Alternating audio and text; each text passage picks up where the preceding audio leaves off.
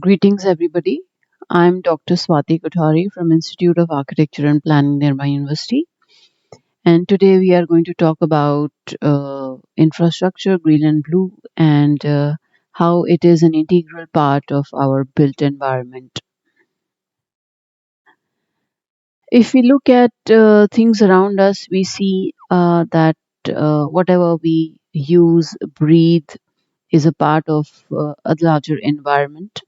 And from the times that we remember, from all the civilizations that we can look back, they have all been based around rivers, perennial rivers, large lakes, and it establishes the fact that our entire ecosystem of an urban area or of a settlement is dependent on water and the green areas around us.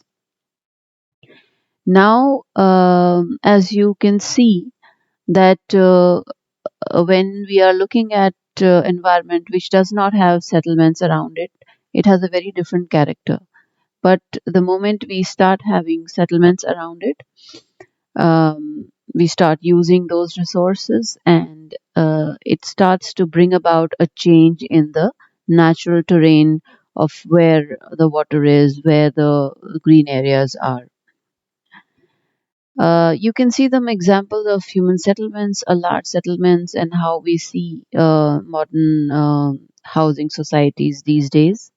And with an increase in the number of people who are moving in urban areas, there is a constant need of water supply. So we have also started to create large grey infrastructure which consists of very large dams, which is talking about check dams, which is talking about creating artificial reservoirs to supply water to the people who live in these urban areas.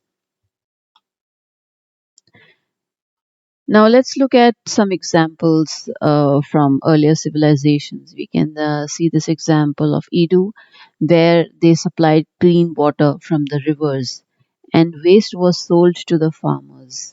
So, this circular flow concept for nutrients and water has existed from the very early civilizations. And we can say that since the mechanization was not there, there was no automation, it was very difficult to move resources, and that is why um, they had optimized on whatever was available with them.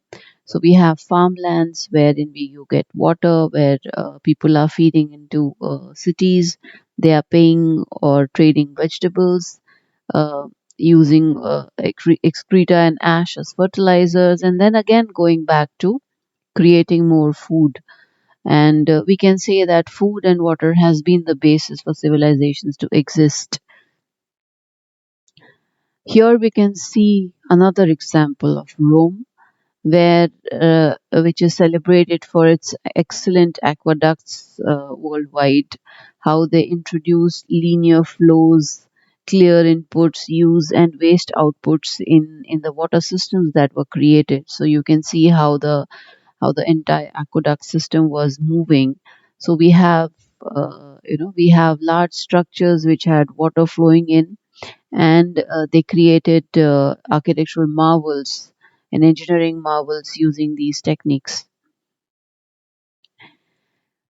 The pictures here reflect what we generally see in urban areas today. Along with a regularized settlement, we also have squatter or slums or illegal settlements that come around or in places around the cities. And why I'm particularly mentioning them is because when we are talking about blue infrastructure, or when we are talking about perennial rivers or lakes, um, the the difficulty of managing or maintaining the entire area of these water bodies comes from these kind of settlements, because they become a no man's land, and that is where people start settling down. And in one photograph, you can see that there is a pipeline which is going, and a large like garbage dump is already there. So the entire population runs in a with with a risk of water getting contaminated, and this also reflects that we need to take care of public health, because water sanitation is are essential to maintaining hygiene at a personal level. What forms a city? So when we think about a city or a settlement, one always comes about what is the character, uh, where is the character coming from, and the services that we provide at various levels also contribute to the kind of image that a person has from the city. One can feel that one city is very clean, the other is not. So here are some examples of service levels that exist at property or a flat level. So if you have an individual house, you will have all the facilities for the house. If there is a flat, if there are multi-storied buildings, residential blocks, then they will also have a system of water supply and collection of sewerage. Then comes roads.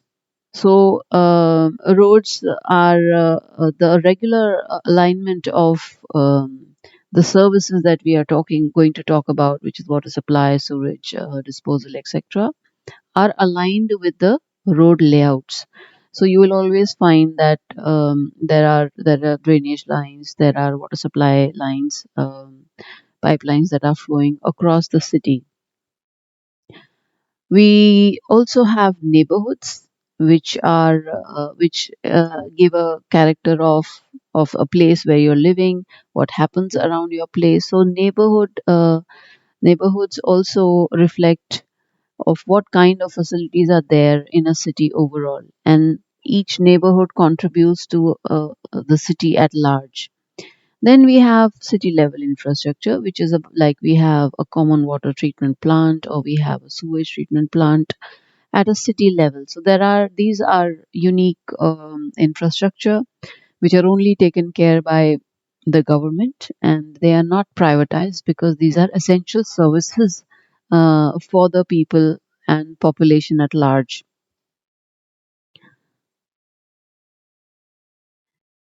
Now we look at various infrastructure systems and services related to water largely. So we need water to drink, we need water for other uses. So we have water supply.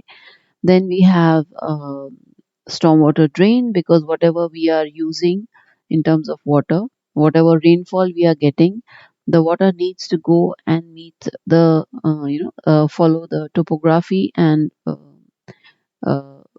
respecting watersheds, it needs to go and merge with the larger water systems that exist in the cities.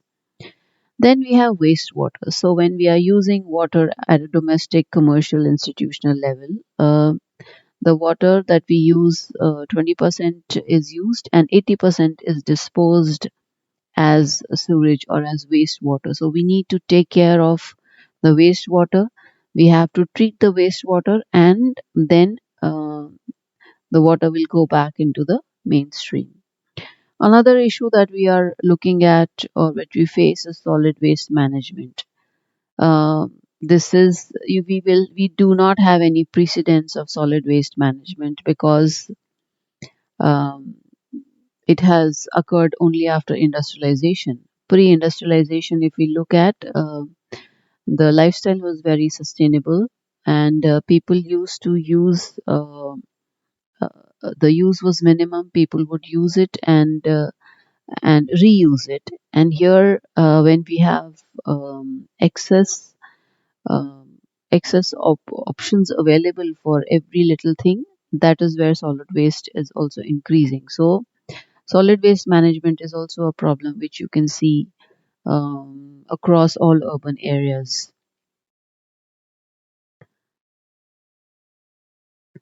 Now, when we have to plan basic infrastructure, which is blue and green in the cities, there are stages to it. So, when we have to plan, then the first stage is pre project, wherein we need the planner and the surveyor who look at what is possible, how we can identify areas in terms of land use where we can provide our basic city level facilities, what should be done at neighborhood levels. Then we have surveyors who help us to identify the topography, who help us to identify slopes, um, uh, manage the entire or plan the entire area more efficiently. Then comes the pre-feasibility stage of whether that project that we are trying to conceive in terms of blue or green infrastructure, is it feasible. Then comes the feasibility report where we have preliminary drawings about the area, about what needs to be done, and followed by detailed project report which has minutest details, and it is also talking about what all needs to be constructed, how it needs to be done, in what phases it needs to be done. Then we have sanctions. We need approvals from the competent authority to tell us where and how it needs to be constructed. Then comes the design. So design is largely detailed design, which needs to be put in place to achieve our goal that we have identified. After feasibility comes the project stage. So in project we have execution, wherein the physical structure of the infrastructure is made.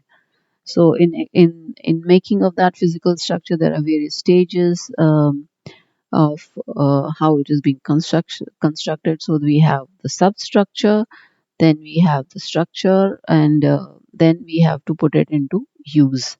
Then comes monitoring. So if I'm talking about water supply, we also need to see how efficiently it is being monitored, how efficiently it is being used. Am I able to achieve my design criterias? Following monitoring, we have the organization structure. So once I have my facility in place, I'm looking at uh, what uh, what human resources are going to be used at which places. So we are going to use different, we have different engineers who come into the focus in order to keep maintaining the facility. Then we have a management information system, and we have different types of management information system that help us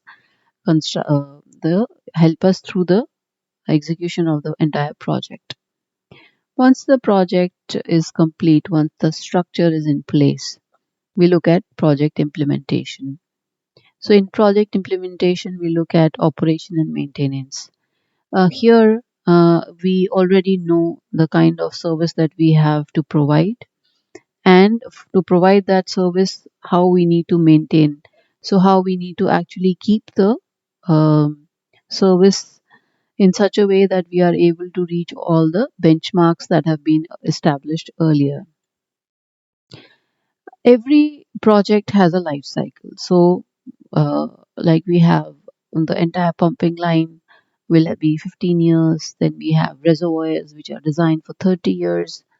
So there is a post project evaluation also which takes place in order to see on how efficiently we have been able to execute a certain project.